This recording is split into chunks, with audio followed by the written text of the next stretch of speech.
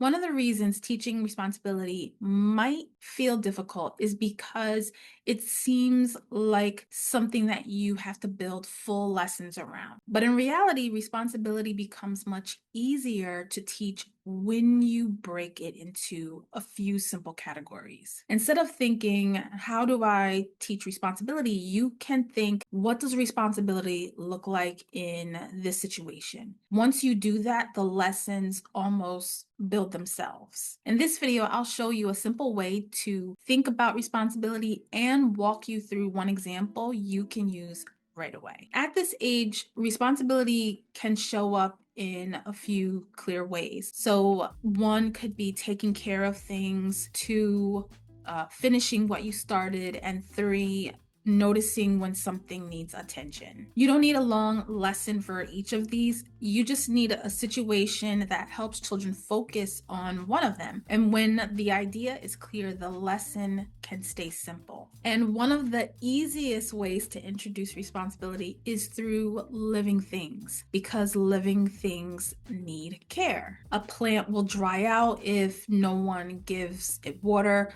An animal needs food and gentle handling. So those are things that children can see. And you're not telling them to be responsible. You're showing them that some things depend on people to take care of them. The connection is what helps responsibility start to make sense. So a simple lesson can start with a short conversation.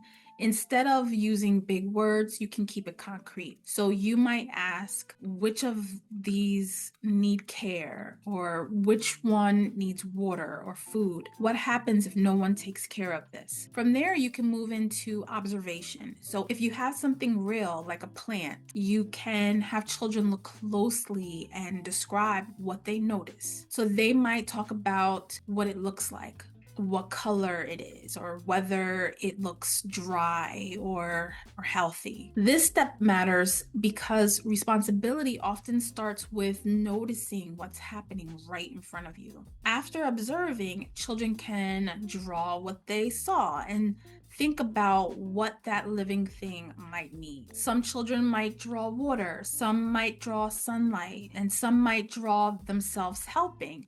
The goal is not to get the right answer.